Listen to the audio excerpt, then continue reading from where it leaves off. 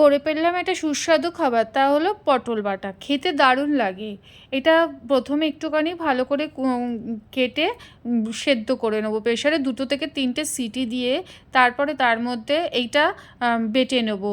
শিলনোড়াতেও বাটতে পারো, আমার যেহেতু শিলনোড়া নেই আমি মিক্সিতে বেটেছিলাম। বাটার সময় কাঁচা লঙ্কা, রসুন আর একটু নুন দিয়ে বেটেছিলাম। হালকা অল্প একটুখানি নুন দিয়েছিলাম। আমরা অ্যাকচুয়ালি পিঙ্ক সল্ট ইউজ করি, কারণ আমরা এই নুন খাই না, নর্মালি নুন খাই না বলে, তাই। তো এটা বাটাটা কমপ্লিট হয়ে গেল। এইবার এটার সাথে পেঁয়াজ দেবো। আগে পেঁয়াজ কুচি কড়াইতে সর্ষের তেলে এটা করব। বাটারটাকে যখন করব, ভাজবো, তখন একটুখানি সর্ষের তেলে এটা কাঁচা পেঁয়াজ দিয়েছি। তার উপর দেবো একটু শুকনো লঙ্কা দেবো আর রসুন কুচি দেবো।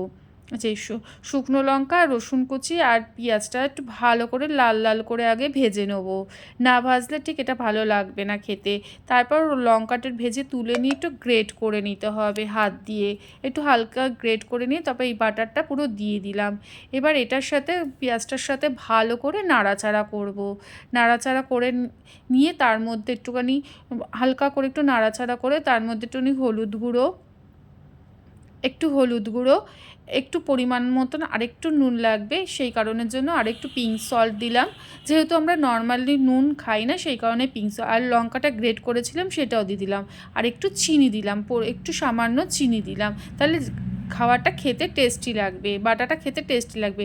যতক্ষণ না একটু আঠা আঠা না হচ্ছে, ভাজাটা ঠিকঠাক না হচ্ছে, দেখো তো যেরকম লাল হয়ে আছে, সেই রকম লাল না হওয়া পর্যন্ত এটাকে করতে হবে, নেড়ে দিতে হবে। তারপরে এই পটল বাটা রেডি।